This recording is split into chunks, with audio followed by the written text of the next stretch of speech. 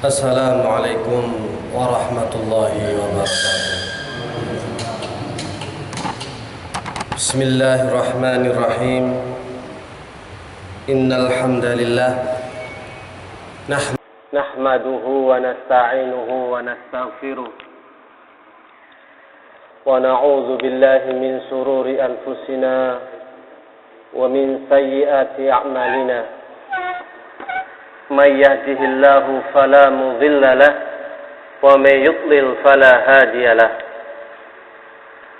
Asyhadu an la ilaha illallah wahdahu la syarika lah wa asyhadu anna Muhammadan abduhu wa rasuluhu la nabiyya ba'da. Ya ayyuhalladzina amanu taqullaha haqqa tuqatih wa la tamutunna illa wa antum muslimun. يا أيها الناس اتقوا ربكم الذي خلقكم من نفس واحدة وخلق منها زوجها وبث منهما رجالا كثيرا ونساء واتقوا الله الذي تساءلون به والأرحام إن الله كان عليكم رقيبا يا أيها الذين آمنوا اتقوا الله وقولوا قولا سديدا يصلح لكم أعمالكم ويغفر لكم ذنوبكم ومن يطيع الله ورسوله فقد فاز فوزا عظيما. أما بعد فإن أصدق الحديث كتاب الله وخير الهدي هدي محمد صلى الله عليه وسلم wa syarrul umuri muhdatsatuha wa kullu muhdatsatin bid'ah wa kullu bid'atin dhalalah wa kullu dhalalatin finnar. Para jamaah salat Isya yang berbahagia, alhamdulillah segala puji syukur tetap kita panjatkan kepada Allah Subhanahu wa taala yang selalu senantiasa memberikan segala bentuk berbagai macam nikmat yang sudah diberikan kepada kita semua. Pada malam ini insyaallah kita akan membahas tentang tema ruqyah syariah, di mana fenomena orang yang terkena gangguan jin ataupun orang yang mengalami penyakit-penyakit yang aneh ini semakin marak dan berkembang di masyarakat kita. Dari mulai persaingan bisnis, dari mulai sifat hasad dan dengki, dari mulainya iri atau karena sakit hati sehingga ada yang ingin memberikan suatu bahaya mudarat kepada yang lainnya. Bisa jadi orang itu tidak bisa untuk menikah. Bisa jadi orang itu mandul, tidak memiliki seorang anak ataupun putra dan putri. Atau juga seorang akan dibikin malas ketika melaksanakan ketaatan ibadah kepada Allah Subhanahu wa taala. Maka dengan adanya fenomena-fenomena yang semakin berkembang di tengah masyarakat kita, tentu ruqyah syariah ini dibutuhkan bagi kita kaum muslimin dalam rangka untuk membentengi diri, dalam rangka untuk memerangi syaitan laknatullah alaih. Banyak sekali kasus-kasus orang yang terkena sihir, orang yang terkena gangguan kesurupan, bahkan orang yang jauh dari ketaatan kepada Allah, itu merupakan istilah ulama, itu dinamakan kesurupan. Kesurupan tidak identik dengan orang yang tidak sadarkan diri, orang yang ngamuk-ngamuk, mukul-mukul, atau teriak-teriak, bukan. Bahkan di saat seorang itu sadar, tidak kesurupan, tetapi kalau dia sulit untuk melaksanakan ketaatan kepada Allah Subhanahu wa taala, maka orang ini juga terkategorikan sebagai orang yang sedang kesurupan. Sebab kesurupan itu ada yang sifatnya parsial, ada yang sifatnya kuliah, keseluruhan. Kalau sifatnya keseluruhan, orang itu tidak sadarkan diri. Tetapi kalau sifatnya parsial, kesurupannya, dia itu sadar, dia itu tidak kesurupan dan mengenali siapa-siapa di dekatnya, tapi dia tidak bisa untuk mengontrol dirinya. Marah yang berlebihan, ya, itu juga merupakan indikasi.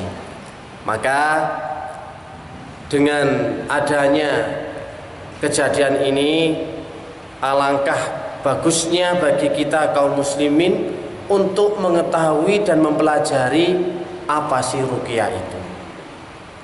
Karena ini juga akan bermanfaat, berguna, terkhusus bagi kita sendiri, dan nanti manfaatnya bisa kepada istri, anak-anak, saudara, kerabat, dan yang seterusnya.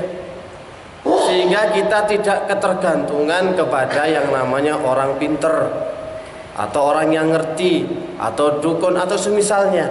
Kita sendiri akan mampu untuk mengatasi gangguan-gangguan jin, kesurupan, gangguan sihir, al-ain, dan yang sejenisnya, insya Allah. Maka yang perlu kita ketahui terlebih dahulu adalah makna ruqyah. Apa sih definisi ruqyah itu?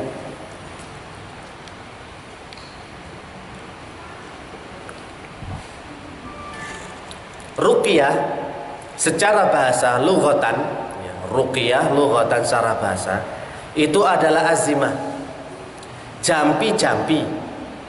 Kalau dalam istilah orang Jawa, suwuk, nyuwuk, nggih. Mantra-mantra, jampi-jampi ini secara lughah atau nyuwuk.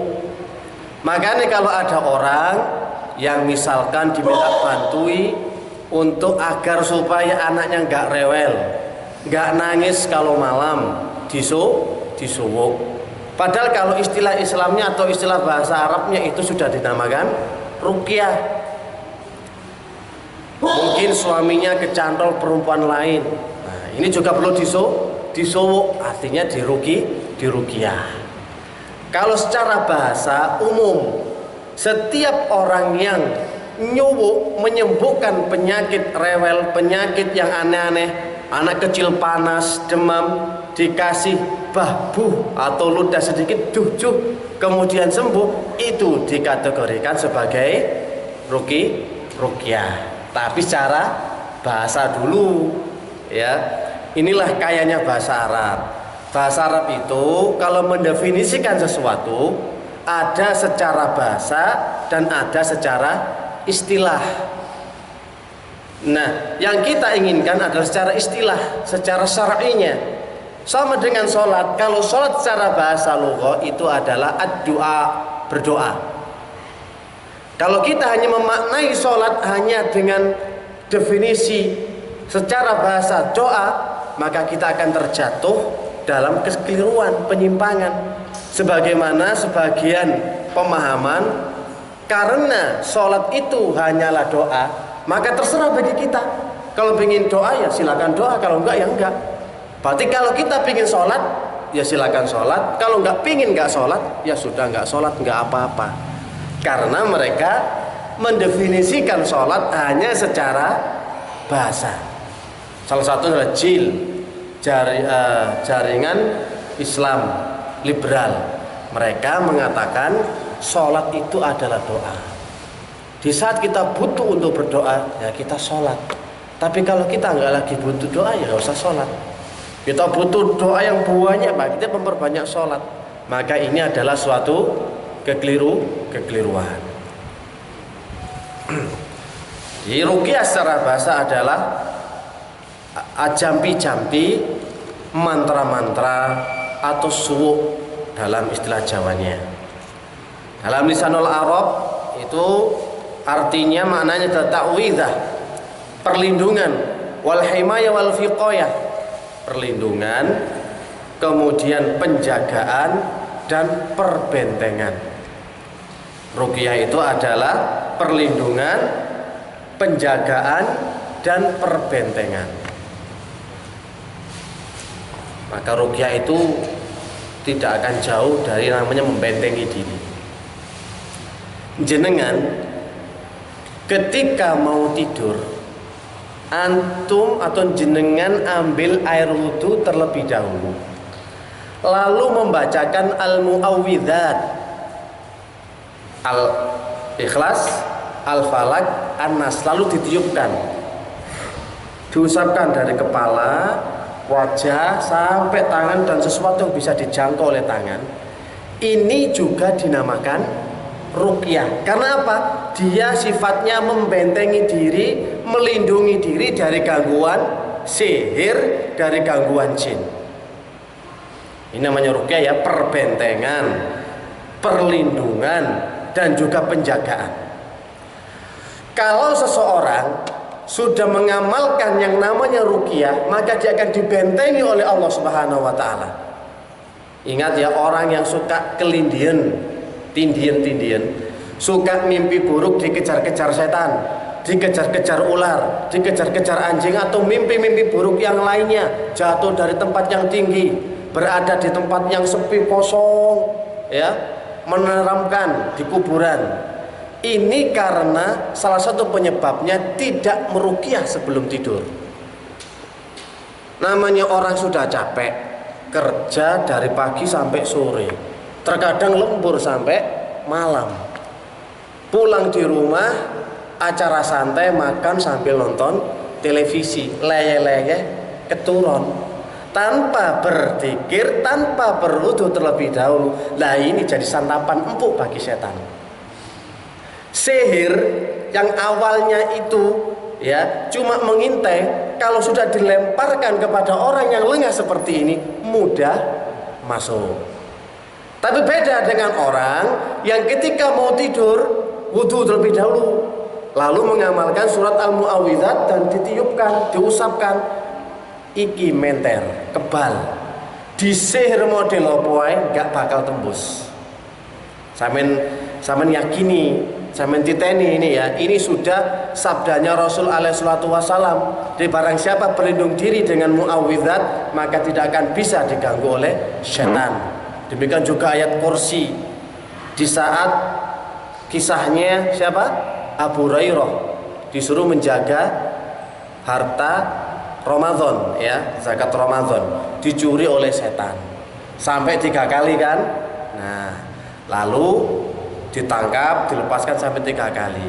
Mau dilaporkan kepada Rasulullah, setan ini menawarkan diri, lepaskan saya, sa'u'allimuka, maka aku akan ajarkan kepada engkau kalimatin, beberapa kalimat yang kamu akan terjaga. La yuqarribuka syaitan, setan tidak akan bisa mendekatimu hatta tusbihah, sampai waktu subuh. Apa itu? Iqra ayatal kursi. Iqra ayatal kursi, baca ayat kursi. Jika kau baca ayat kursi ini, la yazalullah hafid, senantiasa Allah akan menjadi penjagamu dan setan tidak akan bisa mendekatimu.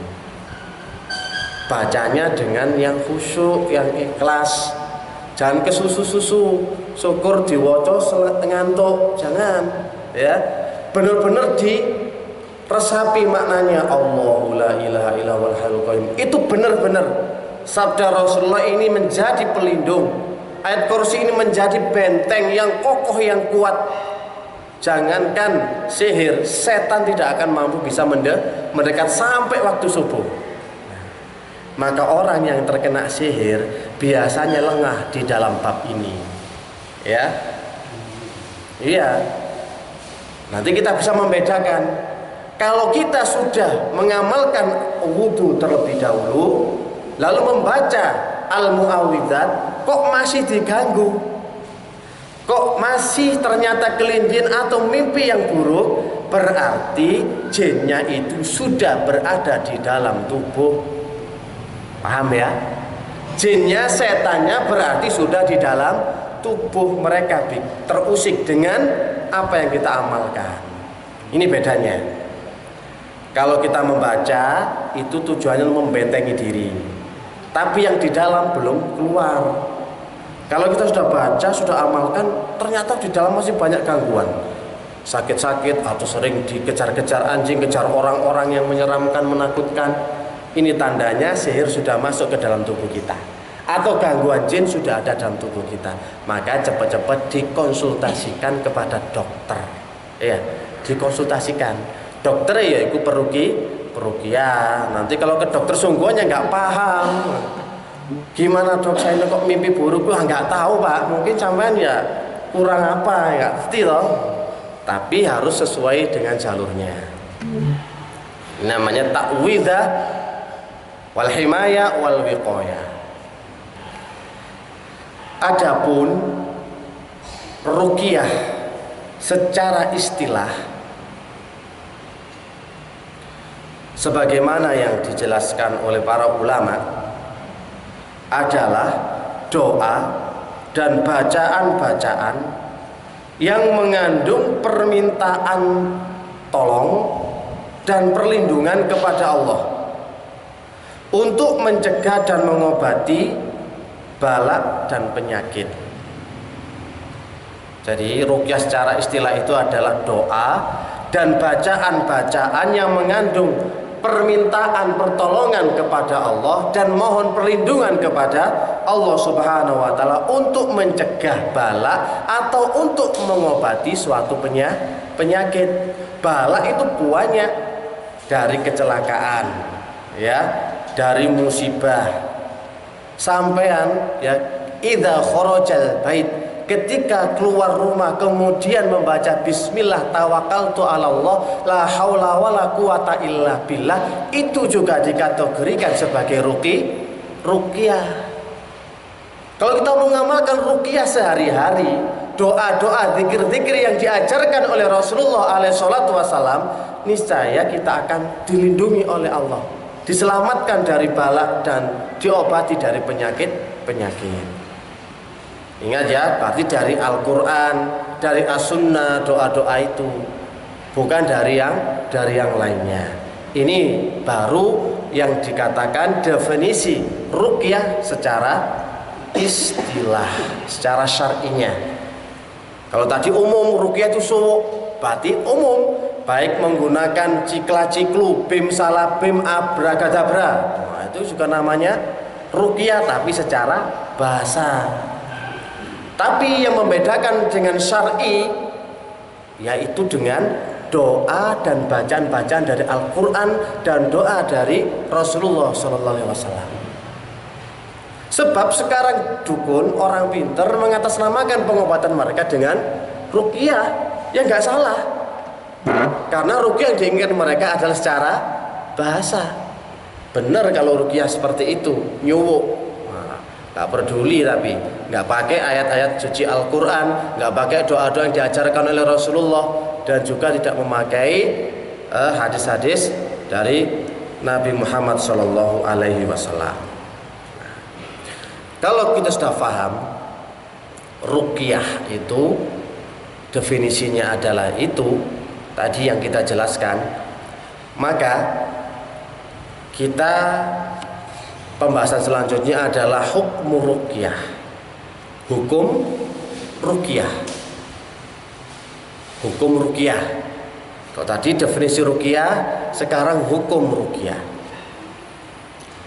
Sebab dalam masalah ini para ulama juga berbeda pendapat, menjadi dua.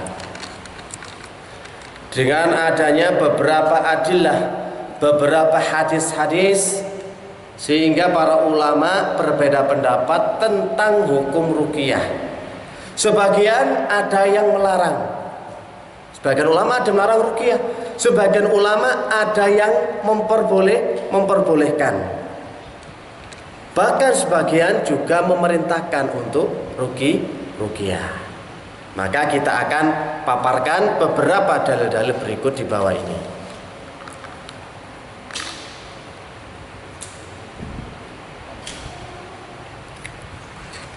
Perlu yang antum ketahui ya, ruqyah itu tergolong pengobatan. Ruqyah itu termasuk pengobatan. Seperti halnya pengobatan medis, seperti halnya ke dokter. Jadi sama nanti bentuknya.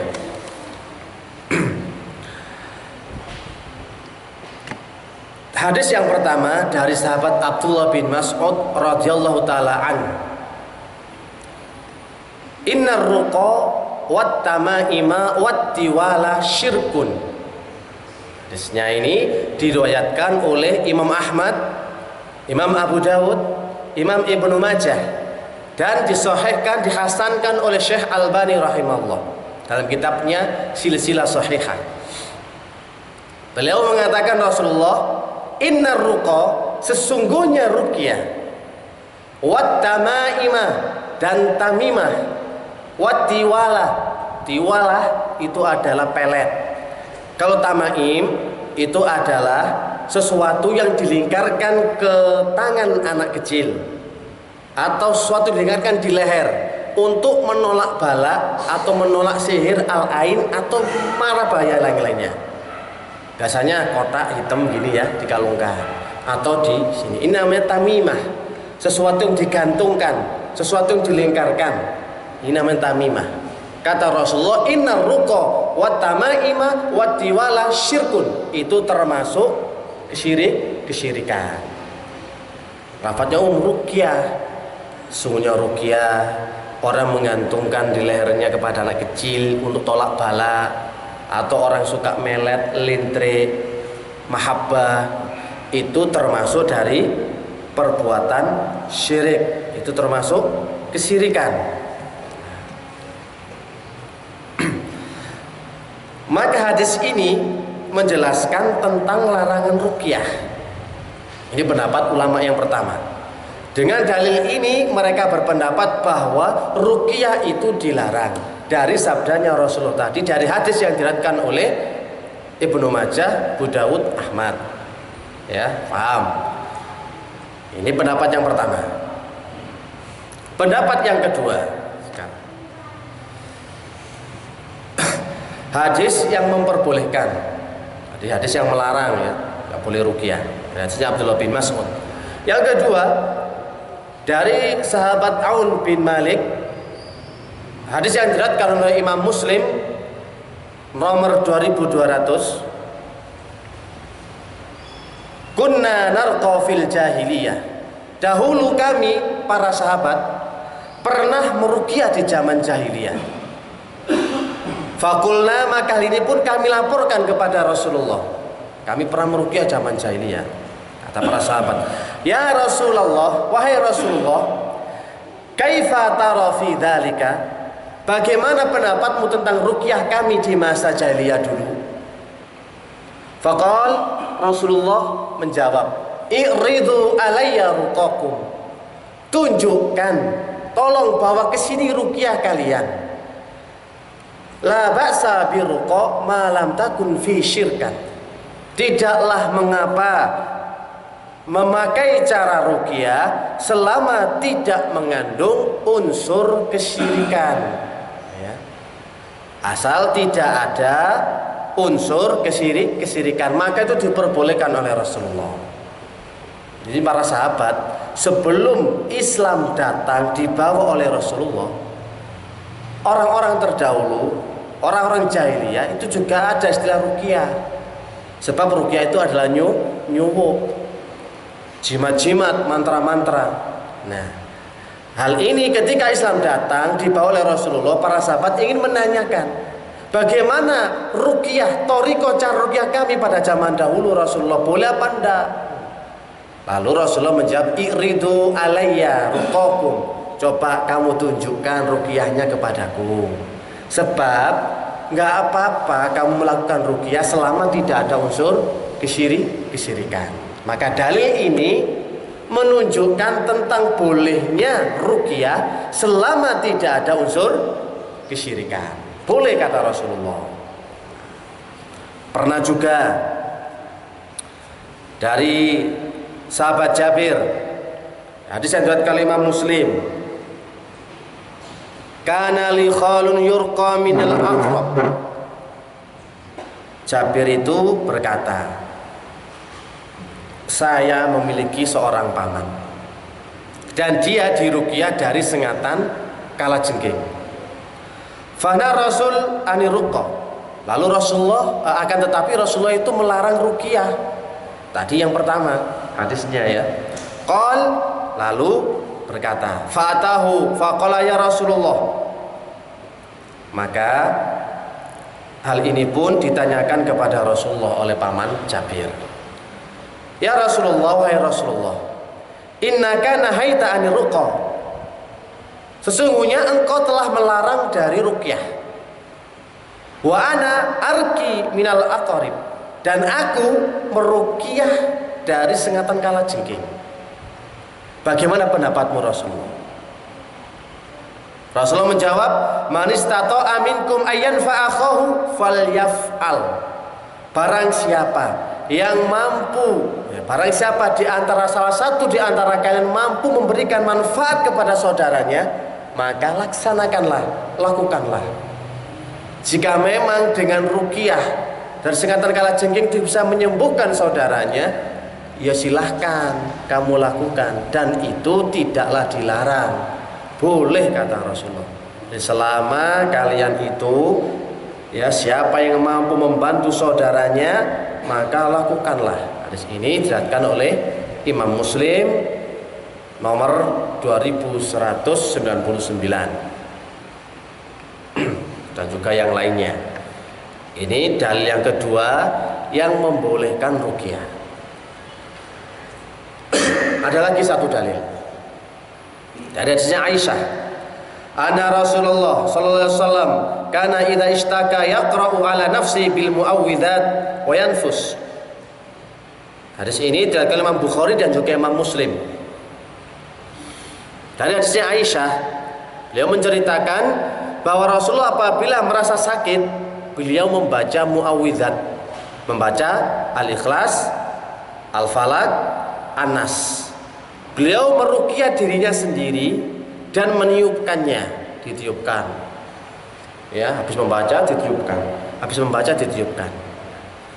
Lalu ketika Rasulullah itu bertambah parah sakitnya, maka kata Aisyah, aku yang membaca dan mengusapkan kepada tangan Rasulullah.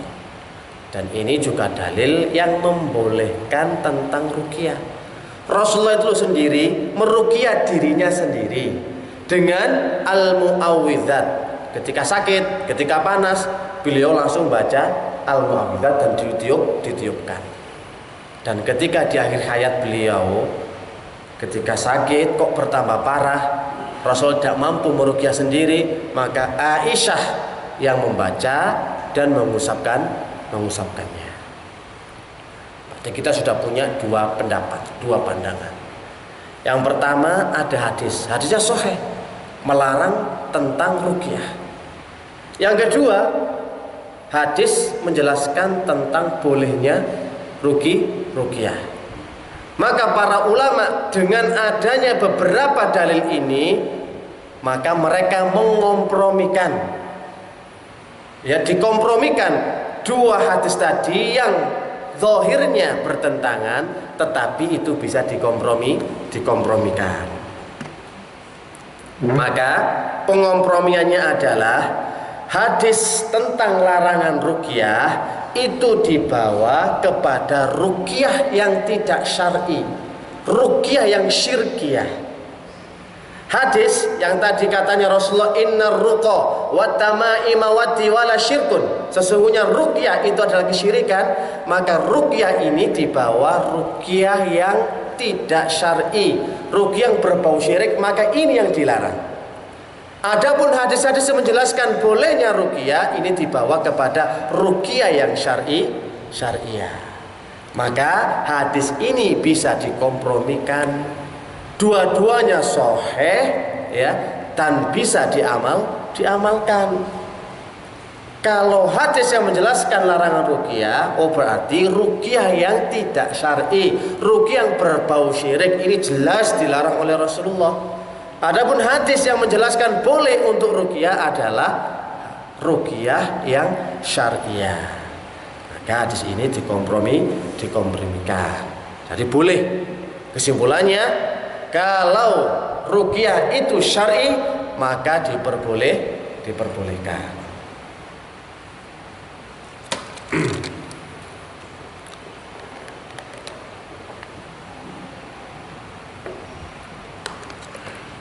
Jadi pengompromian ini juga disampaikan, dibawakan oleh beberapa para ulama, biar seorang itu nggak salah kaprah. Loh, ruqyah tuh nggak boleh, tuh ada larangannya, hadisnya sahih. Sampean bisa menjelaskan, benar hadis sampean itu sahih, tapi ada lagi hadis yang menjelaskan, sehingga dikompromikan. Hadis itu dibawa kepada pengertian ruqyah nggak syar'i.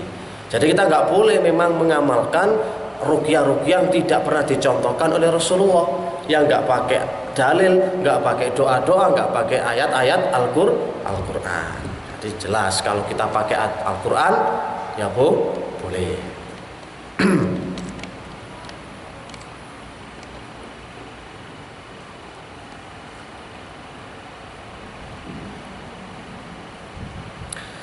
Kemudian salah satunya adalah Imam Khattabi menjelaskan, jadi kapan ruqyah itu dikatakan syariah?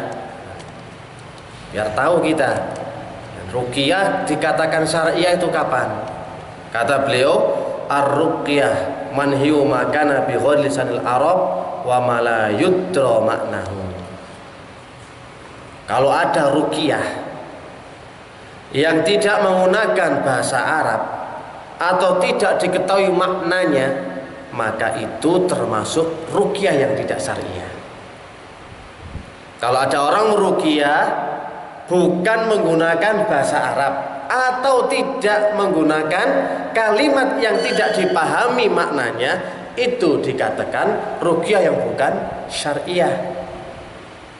Ya dengan berbagai macam suwu itu, ya, dengan misalkan ya tadi itu wes, pokoknya ada minuman, sudah sampai pengen sembuh pak, pengen pak, ya udah sini air minumnya, wes, sudah diminum, bawa pulang, insya Allah sembuh. Nah ini wes-wesnya itu apa?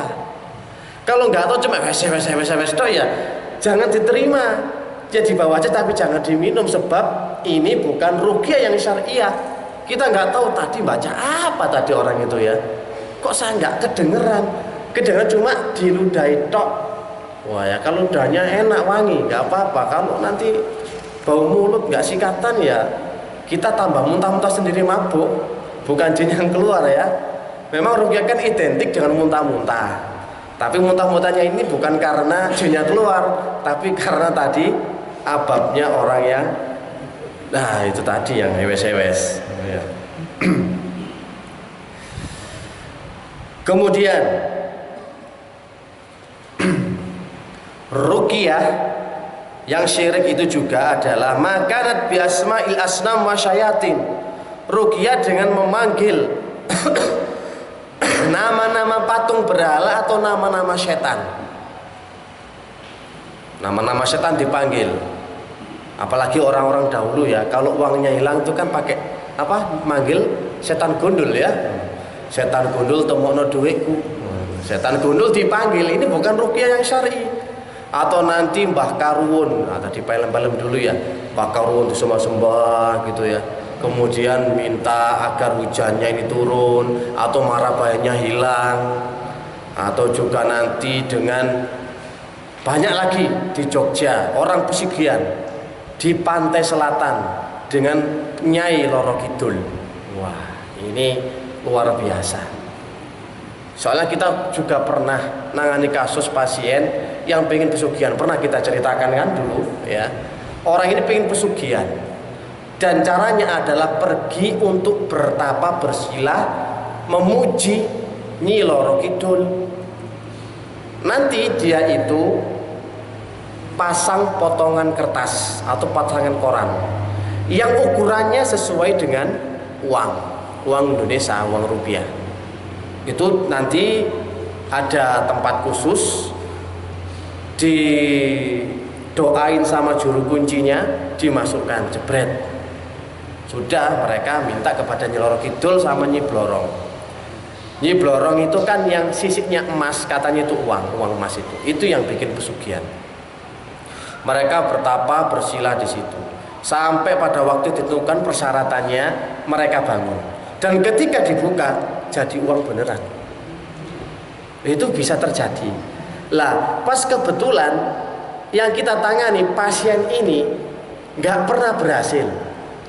Sudah keluarkan uang banyak tapi nggak pernah berhasil. Tapi teman-temannya sampai sekarang sukses.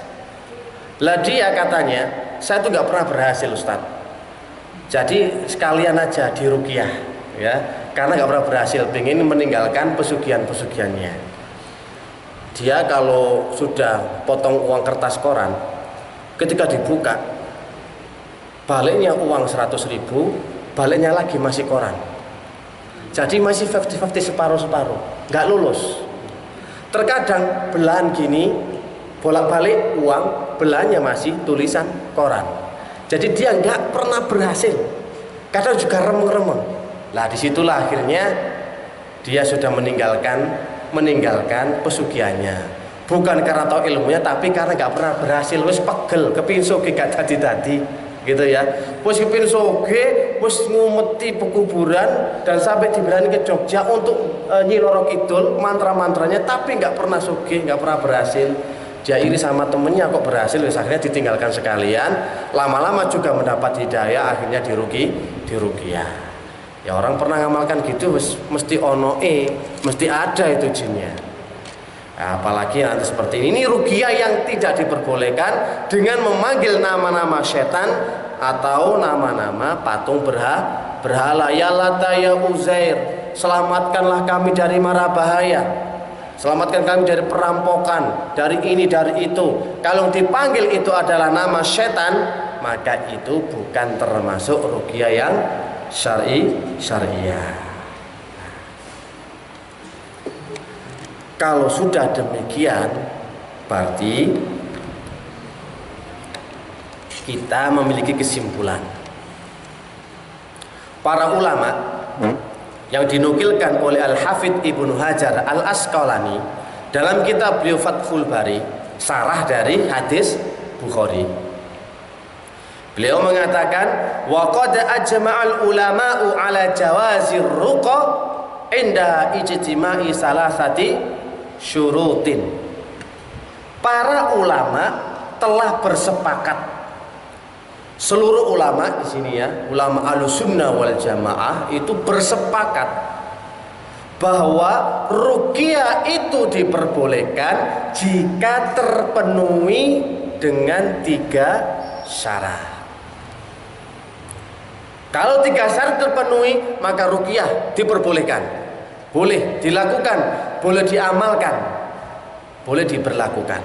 Nah, syarat yang pertama adalah ayyakuna bi kalamillah au bi asma'ihi wa sifatihi.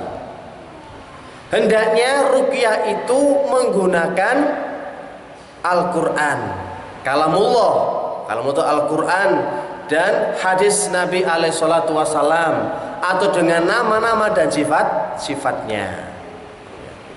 Kalau kita meruqyah menggunakan ayat Al-Qur'an, misalkan ayat kursi, menggunakan surat Al-Fatihah, menggunakan surat Al-Baqarah, atau menggunakan semua yang ada di Al-Quran, maka itu boleh.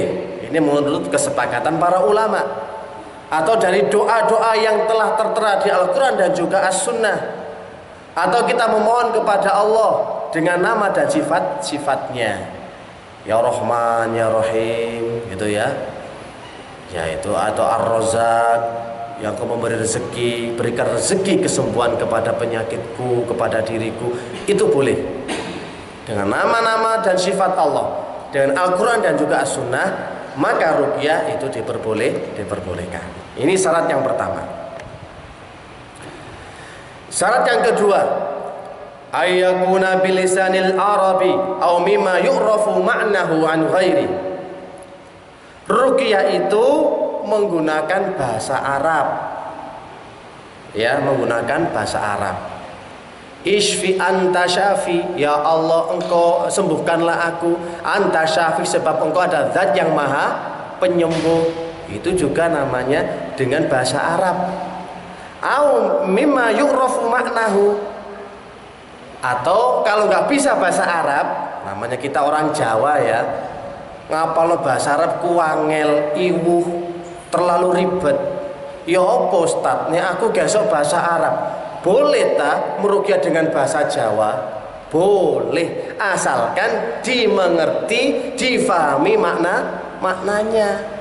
Ya Allah, mugi-mugi jenengan paring waras ing penyakit kula. Ya Allah, mugi-mugi sihir niki amblas ical dugi keluarga kula. Nah ini kan bahasa Jawa. Ini diperbolehkan. Kalau nggak bisa baca bahasa Madura, misalkan kalau yang orang Madura bisa bahasa Indonesia, terserah, asalkan bahasa itu bisa difahami maknanya. Tapi kalau nanti bahasanya angel-angel, sulit-sulit, ono tambah-tambahnya ada saja.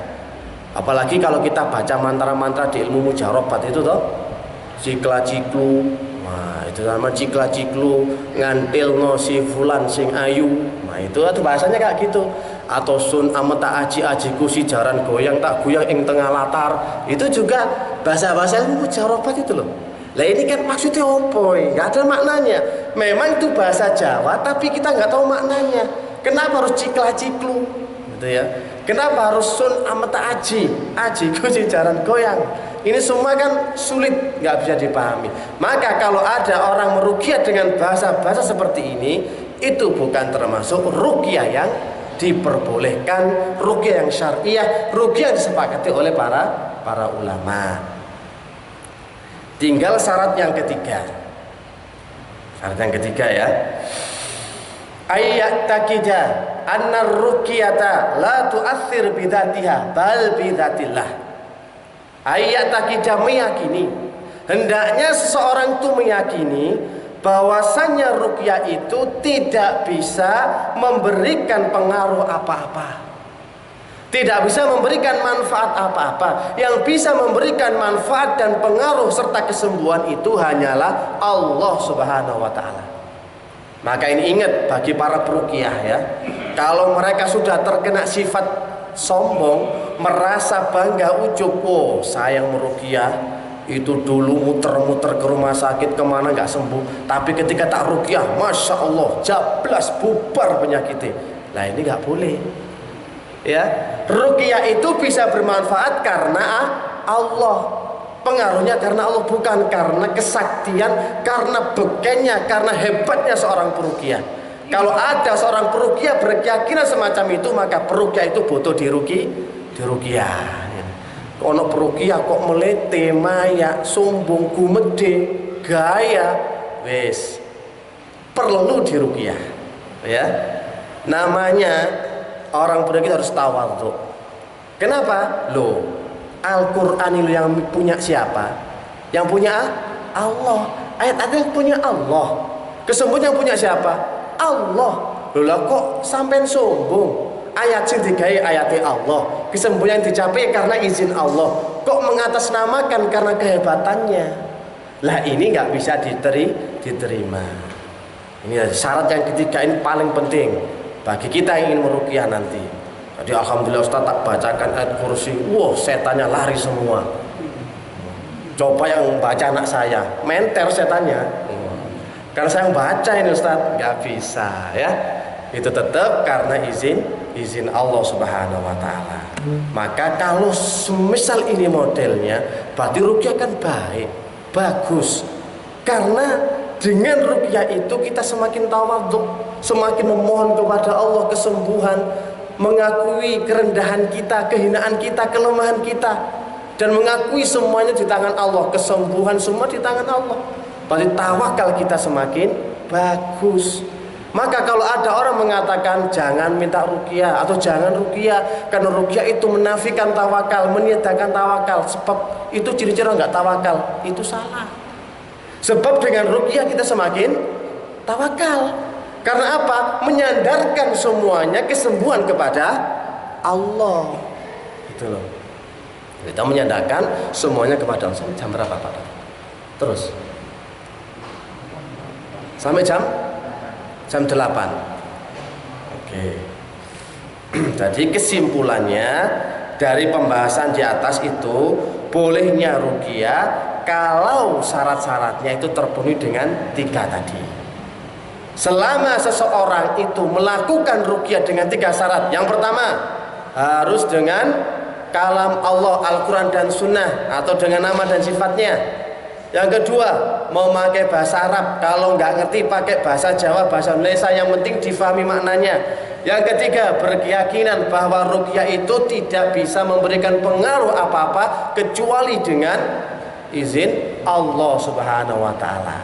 Maka ketika kita melakukan ruqyah itu, kita termasuk melakukan ruqyah yang diperbolehkan. Gitu loh. Di kesimpulan, ruqyah yang syar'i itu memiliki 2 sisi, ya. Ruqyah yang syar'iyah itu memiliki 2 sisi. Yang pertama ada sisi tauqifiyah.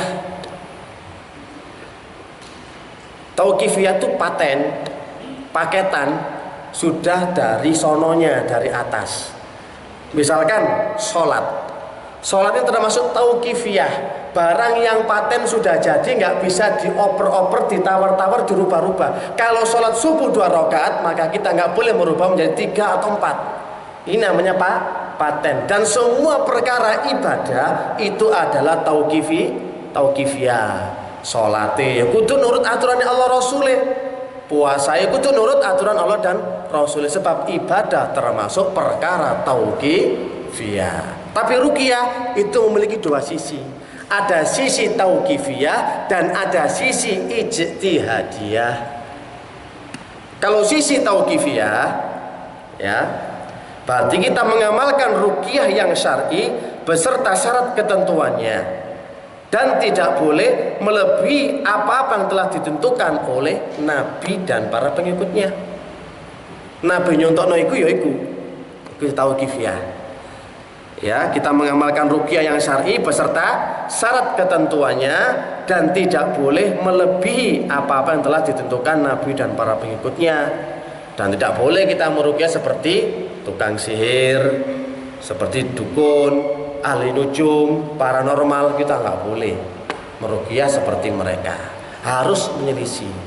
Kalau misalkan mereka meruqyah atau mereka mengobati dengan melihat telapak tangan, misalkan garis sampean ini apes sampai umur 60 tahun nggak bisa nemukan enak. Waduh, bingung kita kan, apes sampai sudah tahun, belenger ini sudah kapan enaknya saya ini Pak Dukun Mbah gitu.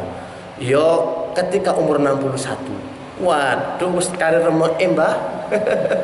Wis kari ngomong putune kok kari enake. Lho iya sampean gak usah kerja, coba ngomong putu mangan melo anak. Gitu ya. Iso ae Mbah iki ya. Ya, kalau ada cara seperti itu, maka kita nggak boleh sama dengan tukang sihir dan semisalnya.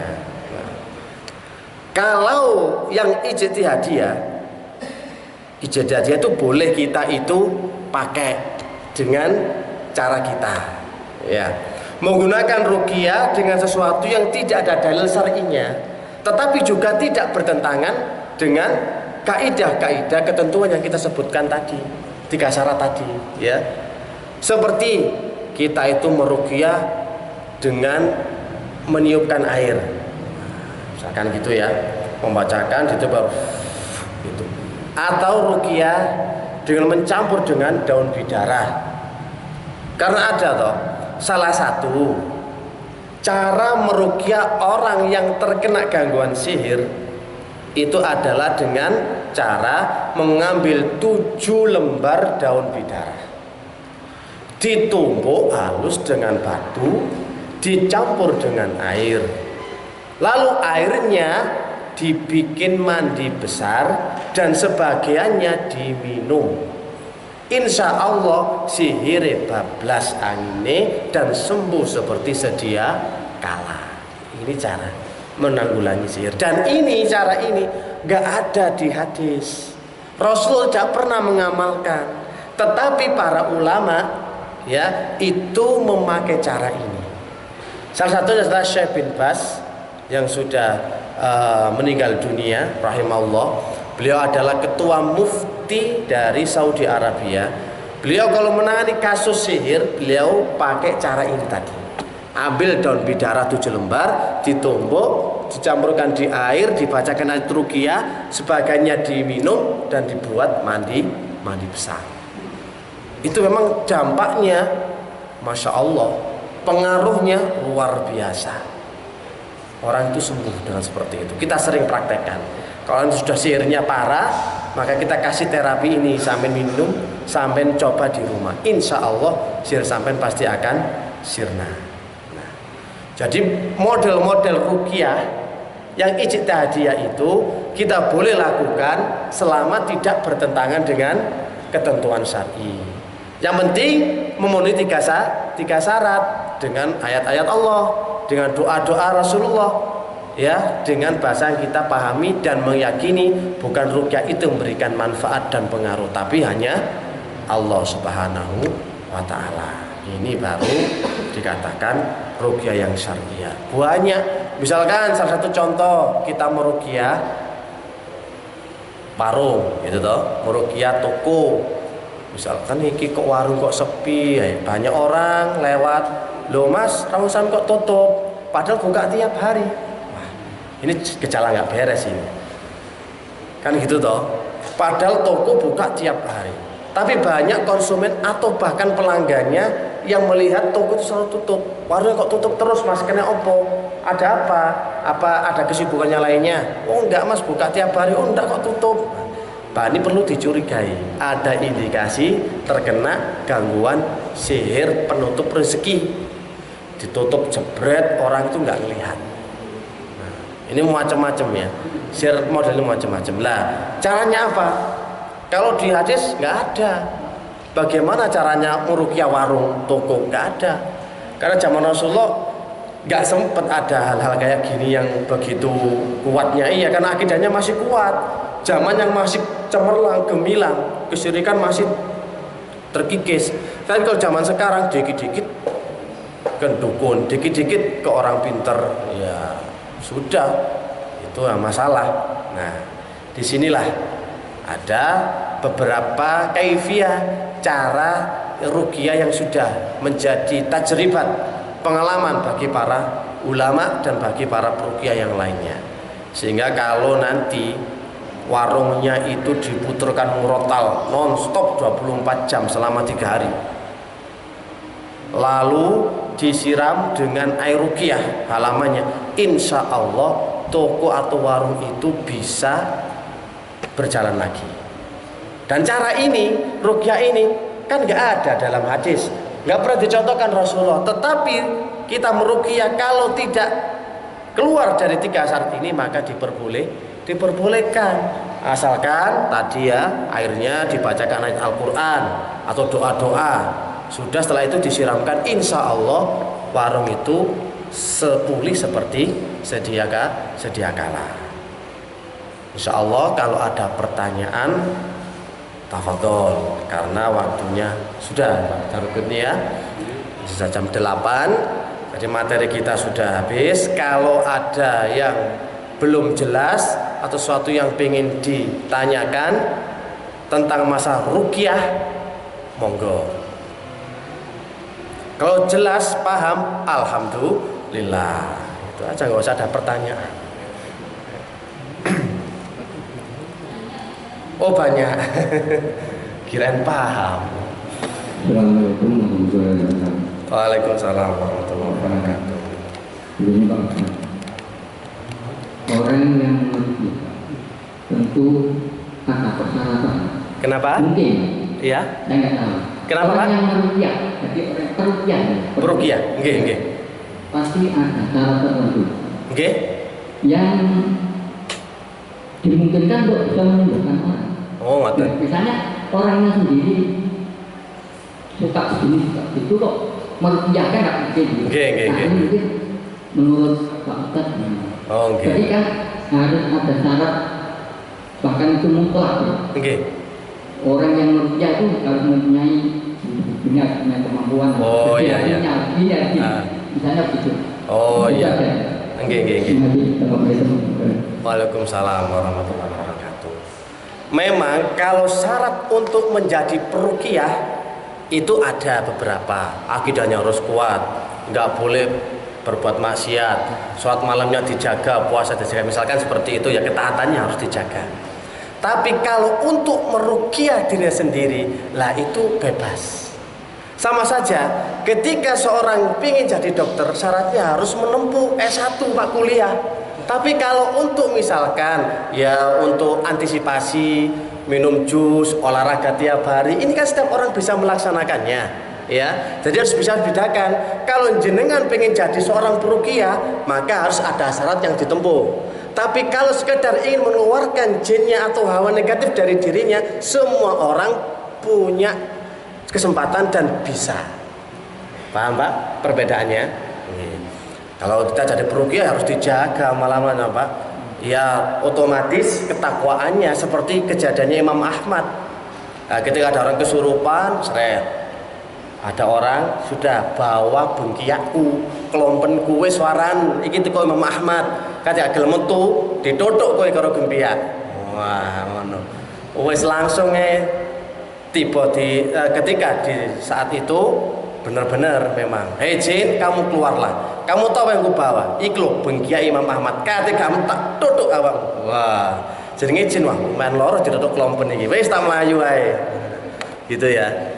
Itu cuma sekedar kelompoknya tok Pak bengkiae. Belum ketemu Imam Ahmad, ya. Apalagi ketemu Imam Ahmad, wah tambah nggak berani masuk dia. Nah, tetapi ketika Imam Ahmad meninggal dunia, jinnya masuk lagi. Sebab apa? Ya, duduk wong takwa. Jadi tadi pembantunya yang bawa kelompen, loh kamu masuk lagi, tak pukul kamu dengan gempia Imam Ahmad. Gak wedi jare jine Pak. Gak wedi aku sampai sing gepuk. Coba Imam Ahmad yo pasti aku melayu. Berhubung sampean beda ketakwaannya. Ya beda kesolehannya. Semakin seorang itu taat kepada Allah, maka semakin besar energi dia untuk meruqyah dan membuat jin itu takut. Kata jinnya ngakunya, kenapa kamu kok takut sama Muhammad? Ketika meninggal kok sekarang kamu gak takut? Loh iya, sebab kata Allah, Imam Ahmad itu adalah orang bertakwa. Maka kamu disuruh taat kepada orang bertakwa. Nah, sedangkan kamu bukan termasuk seperti Imam Ahmad, ya kami gak bisa nurut dengan perkataanmu. Jadi sama. Jadi kalau nanti saya misalkan dengan Pak jenengan sinten? Pak Marjono, misalkan Pak Marjono.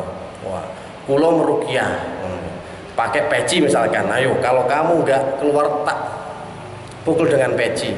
Pas ada saya keluar jinnya. Pak Marjono niru, gitu ya. Ayo, kamu tak ruqyah dengan peci saya. Wah, ini dari Arab asli, misalkan gitu pecinya. Keluar, yo gak mempan Pak Marjono, gitu ya. Sampai lo gak sok ruqyah. Ya kan niru ustate, ya tapi kan sampai garo ilmu nih. Jadi ya nggak bisa. Tetap harus ada langkah-langkah seperti itu. Paham Pak Marjono nggih? Nggih. Ada lagi? Oh banyak, monggo ditulis mawon. Sing perempuan mungkin. Assalamualaikum warahmatullahi wabarakatuh. Waalaikumsalam. Saya mau nanya, apakah ada cara untuk menggandeng rumah baik gangguan sihir dan langkah-langkah apa yang harus dilakukan untuk membuat rumah supaya digangguan sihir? Bacaan-bacaan apa atau yang selanjutnya gimana? Oh ya. Yang pertama, ini sebelum doa ya, sebelum dibacakan ayat, rumah harus disterilkan terlebih dahulu. Kalau bisa, rumah itu jangan diputer musik dangdut koplo. Loh iya, ini ngundang setan. Tapi omae dangdutan koplo sore digedhekno, duh jedar jedur. Ya setan ini kan joget-joget, Pak. Nah, sampean wacana ayat kursi misalkan ya. Saya waca ayat kursi, muawwidzat, tapi dangdut koplo nih murup sound sistemnya ya padha wae, sama aja, nggak akan mental setannya. Gitu ya. Yang kedua, jangan ada patung di dalam rumah gitu ya. Kalau sudah ada ya turunkan atau ditutupi. Atau ya beruang. Oh dibuang. Ya terserah. Nek mboten purun kula nggih purun kok. ya terserah nanti bisa dihancurkan kalau nggak ada manfaatnya. Apalagi kita sering ya, orang itu karena berjiwa seni, Ustadz ini saya bawa ini loh gambar patung sedikit ya, ukir-ukiran dari Bali, bagus Ustadz, cenderamata, tak lihat ternyata bentuknya leak. Nah ini justru yang nanti akan membuat setan itu masuk ke dalam rumah. Ini juga akan menjadikan sihir itu mudah masuk ke dalam rumah. Jadi ini hal-hal yang perlu dijauhi. Sedangkan untuk membentenginya, sering dibacakan ayat Al-Quran atau diputarkan murotal di rumahnya. Ini kalau penjagaan loh ya.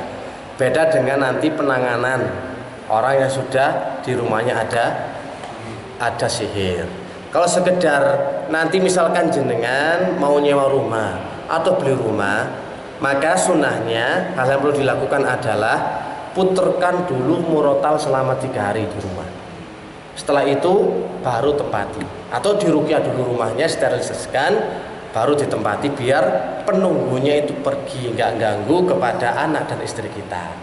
Nah, karena kita laki-laki kan jarang di rumah kerja, yang setiap harinya kan anak dan istri. Kalau istrinya nanti sering diteror, ya wedi ngomong gak kerasan, pindah kontrakan atau pindah pengen beli rumah yang lain. Maka kita selaku suami harus bisa untuk menjalankan tadi. Ya, dibetulkan murotal dulu, dan yang lainnya tadi juga harus dihindari. Patung-patung tadi ya, yang gambar serem-serem gitu dijauhi, apalagi poster-poster Halloween, tengkorak hidup atau yang lainnya, ini sukanya setan. Gambar-gambar sundel bolong, pocong, misalkan kan gitu. Karena berjiwa seni ngelukis pocongan, jejer, kuntilanak. Ya sama saja sampean ngundang itu namanya. Nggak boleh ya. Ada lagi? Paham Pak nggih? Ya. Waalaikumsalam. Seringkali saat menjelang UNAS, siswa-siswi SMP SMA itu kan diberikan air ya, katanya dari kiai. Namun siswa-siswi SMP ini nggak tahu yang dibacakan itu. Oh gitu ya. Jika kami sebagai yang Iya. itu. Oh iya. Memang fenomena yang sering terjadi ya ketika mau UNAS, ketika mau ujian, orang itu siswa dibikin ditakut-takuti, biar mau sholat malam, atau mungkin karena pengen nilai bagus tidur di makam, mendelek WC Pak ya. Apalagi sampai dikasih air minum-minum, katanya dari orang pintar biar mudah untuk melaksanakan ujian. Ya kita harus pakai logika juga. Kalau kita minum, jangankan satu ini ya, satu aqua, misalkan jenengan mau ujian, gak belajar ngandal lo minum sak galon gitu ya. Jangan satu minum ini sak galon gitu ya. Wes aku gak belajar, aku hanya menyandarkan air galon ini kan tak minum biar mudah untuk menggarap atau mengerjakan soal. Yaitu ya nggak bisa seperti itu. Baru kalau kita belajar ngedu benar-benar, maka hasil itu akan kita dapatkan. Adapun nanti kalau sampai dikasih air minum, ya bacakan sendiri caranya. Ya, sudah dikasih air minum, wah kurang mantep Pak, tak wacana dhewe. Seje Pak, ayat kursi sing kosong ya. Sing khusuk pokoknya sampai nangis dhewe to. Nah, itu baru nanti sampai lebih mantap. Wis tak ruqyah dhewe, ruqyah ku yo gak angel. Pokok maca ayat Al-Qur'an dadi. Wis aku njaluk nang Allah, ya Allah, mudahkanlah hamba-Mu ini dalam mengerjakan soal-soal UNAS dan berikanlah hasil yang baik dan kerja saya yang baik. Baru itu benar.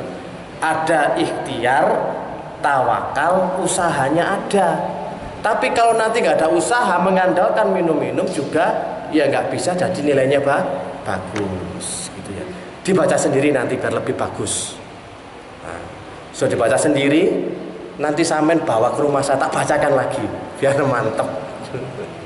Iya. Assalamualaikum warahmatullahi wabarakatuh. Waalaikumsalam. Ustaz tadi mengatakan bahwa ru'yah harus sesuai dengan tuntunan daripada Nabi, sesuai dengan Al-Quran dan hadis. Nah, ini sementara ada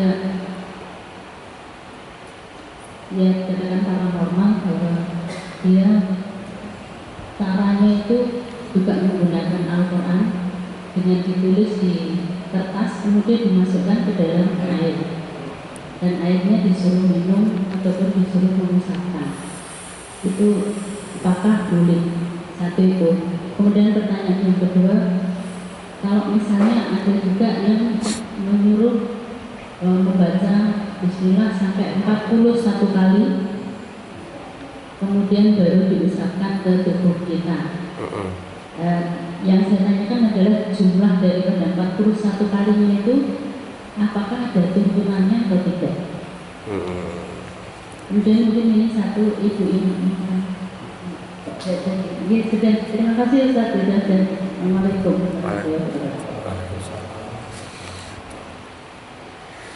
Yang kedua tadi, boleh nggak meruqyah dengan cara membaca Bismillah sebanyak 41 kali. Kenapa 41? Kenapa enggak sekalian digenapkan 40 saja gitu ya? Iya, oh karena suka yang ganjil. Iya. Masuk.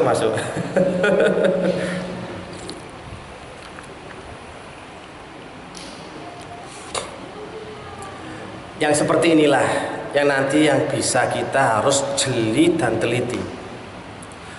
Karena ad-dinu yusrun, agama itu mudah. Semua itu bisa dilakukan semua pihak.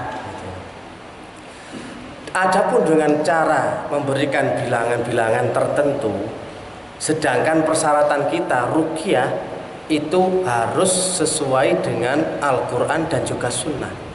Maka inilah yang menjadi pembeda. Inilah yang akan menjadikan kita nggak ragu-ragu, ya. Misalkan dulu kita pernah, ya sudah, namanya sudah pernah terjadi. Karena belum datang ilmu. Setelah tahu ilmu, oh ternyata bilangan itu tidak ada, tidak pernah dicontohkan. Gitu. Dan apalagi Rasulullah, memang Bismillah, oke lah. termasuk dari ayat-ayat Al-Quran. Tapi yang kita pertanyakan jumlahnya. Kalau tanpa ada jumlah bebas, justru itu lebih bagus. Ya, kan sambil istighfar gitu ya, astagfirullah. Tanpa ada bilangan tertentu, nggak dibatasi, itu lebih baik. Namanya cinta kepada Allah, zikir kepada Allah kok dibatasi? Ya, sebut teruslah nama Allah. Gitu toh. Kalau mengaku cinta kepada Allah, jangan kita perhitungan kepada Allah.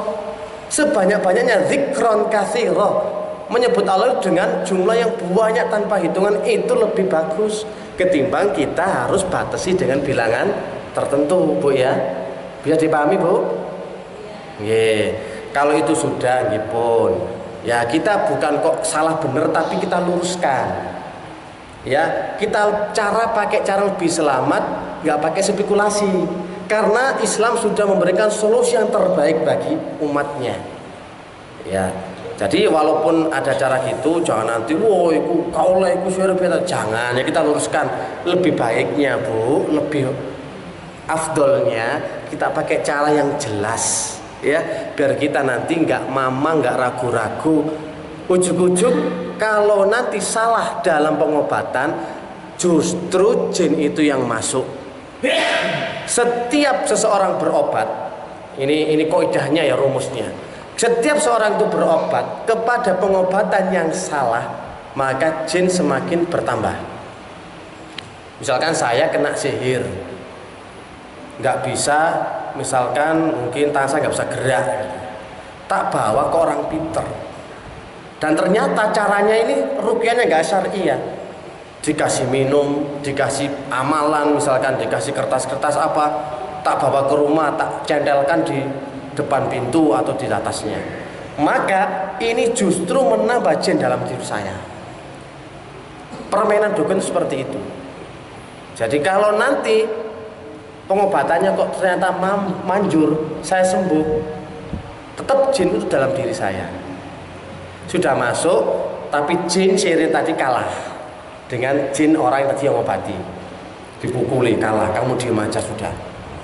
Tapi kalau nanti jin orang ngobati itu kalah, ya orang biasa kalah, maka dia ikut nyerang saya, jadi double. Nah, kebanyakan kalau kalah sakti dengan dukun sihir tadi, ya ikut sekalian bantu kepada sihir tadi. Jadi ya tambah sakit semua, nggak tambah sembuh, tambah berat badannya. Maka kita nggak boleh spekulasi dengan cara pengobatan yang tidak syar'i. Sebab nanti resikonya semakin banyak menambah jumlah bilangan jin masuk ke dalam tubuh kita. Dan ini realitanya memang banyak faktanya yang kita hadapi. Banyak pasien karena salah pengobatan justru menambah jin di dalam tubuhnya. Ini harus diperhatikan, hati-hati ya. Nah, sedangkan nanti yang kedua, bagaimana dengan orang yang menulis di kertas gitu ya, kemudian direndam di air.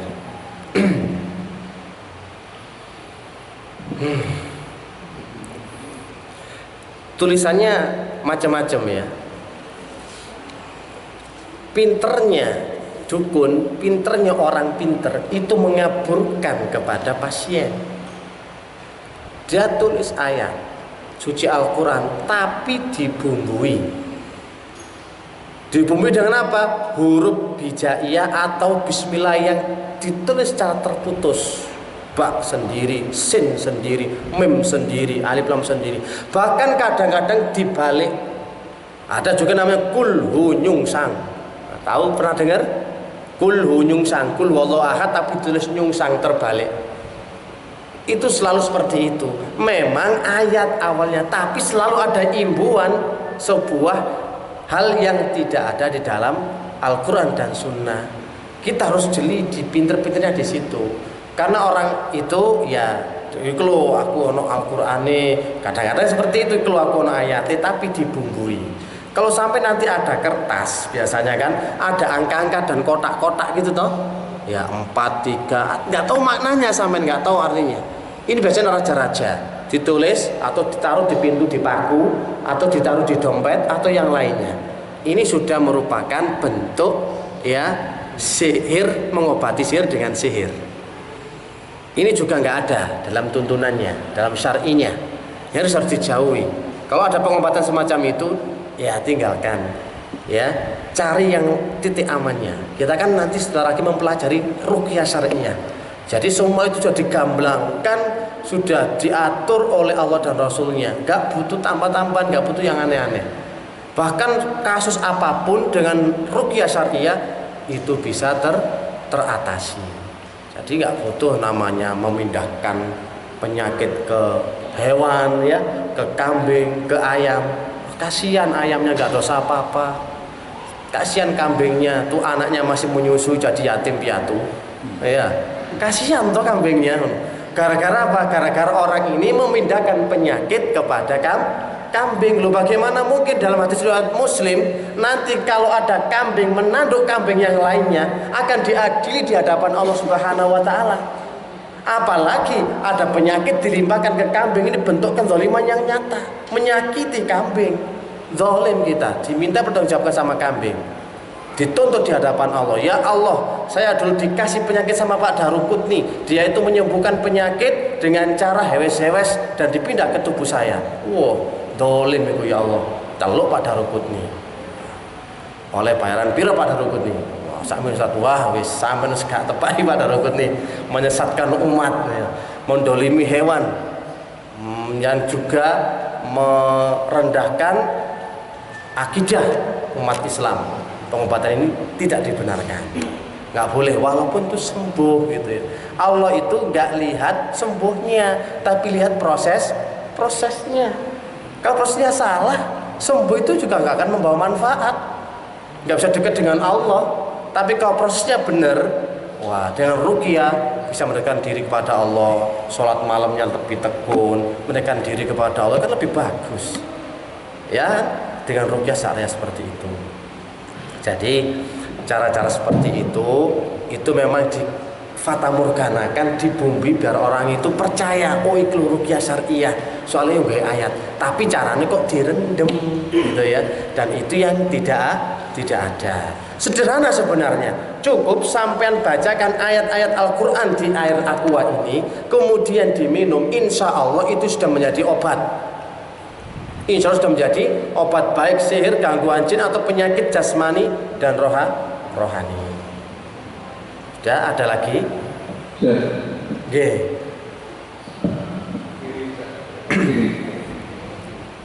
Assalamualaikum. Waalaikumsalam.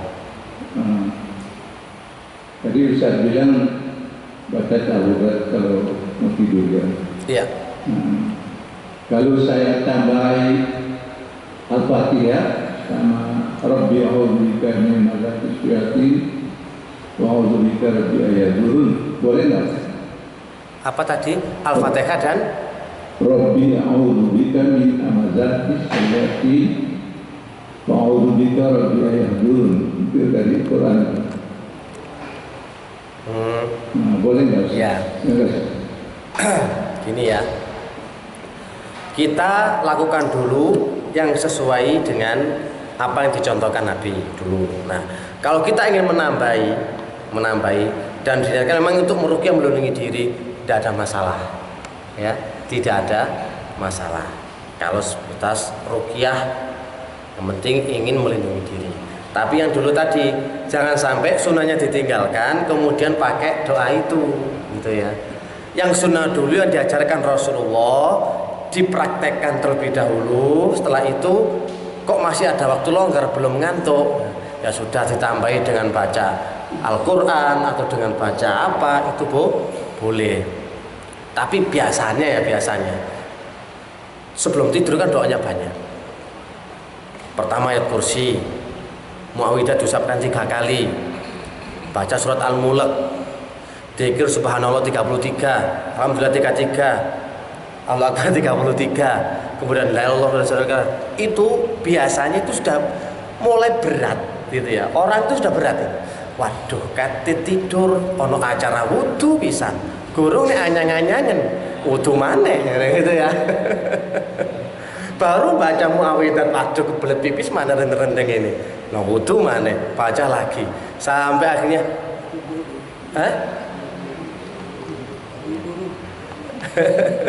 iya, belum lagi baca nanti subhanallah 33. Ini sudah mata sudah berat, ini sudah ngantuk, capek. Kadang-kadang baca Allahumma bismika amut gitu aja langsung tidur gitu ya. Yang penting amut gitu dok, tidur. Kayak anak-anak kita kan kalau diajari doa, ya doa bismillah amut tidur sudah. Itu biasa doa kita itu aja andalannya gitu. Untuk wudu terlebih dahulu ya itulah. Untuk melawan rasa malas itu loh yang berat itu. Sebenarnya kan ringan, amalan ringan kan, lisan tuh amalan ringan toh, cuma dzikir aja. Tapi beratnya itu malas gitu loh. Siapa yang kebanyakan dari muslim yang sanggup ya wudu dulu kemudian Allahu Ahad sampai selesai, qul falaq, qul binas, diusapkan di kepala semua satu. Baru 1 kali, 2 kali lagi toh. Iki rodok males iki, Pak. Iki rodok males. Ditambah maneh maca subhanallah, alhamdulillah akbar, ping 100. Wah. Kapan turune iki? Kagak sing diwaca guru maca Al-Mulk, Al-Kahfi, wes gak turu-turu iki. Iya. Coba kiri. Oh ya. Saya pernah baca hadis dari Aisyah. Iya. Ya Rasulullah pernah baca itu ta'awudzat itu. Nggih. Tanpa wudu. Nggih. Nah, ada hadis lain, Rasulullah habis makan terus disediakan air wudu oleh para sahabat. Terus Rasulullah menjawab, saya cuma diperintahkan wudu ketika mau sholat. Iya. Terima kasih Ustaz. Iya. Memang ada dalilnya seperti itu ya. Tetapi ketika kita mau tidur ada perintah hadis lagi yang lain agar kita mata alal fitrah mati di atas suci, di atas fitrah. Oleh karena itu disyariatkan, diperintahkan Rasulullah untuk berwudu terlebih dahulu. Ya. Jadi itu ada dalil lagi yang lain, ya. Ada dalil lagi yang lain, kita disuruh berwudu terlebih dahulu. Memang kita itu mau baca apapun walaupun nggak pakai wudu nggak ada masalah. Tapi babnya ini bab ketika mau tidur, salah satu adabun naum, adab ketika mau tidur, itu ya Pak ya. Jadi ada tuntunannya untuk mengambil air wudhu terlebih dahulu. Memang kita habis makan itu gak membatalkan, ya gak membatalkan.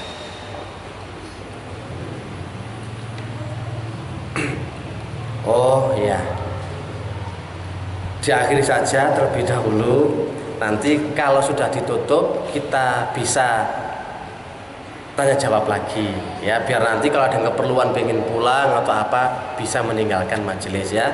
Insya Allah semoga sampaikan bisa bermanfaat. Subhanakallahumma wa bihamdika asyhadu an la ilaha illa anta astaghfiruka wa atubu ilaik. Wassalamualaikum warahmatullahi wabarakatuh.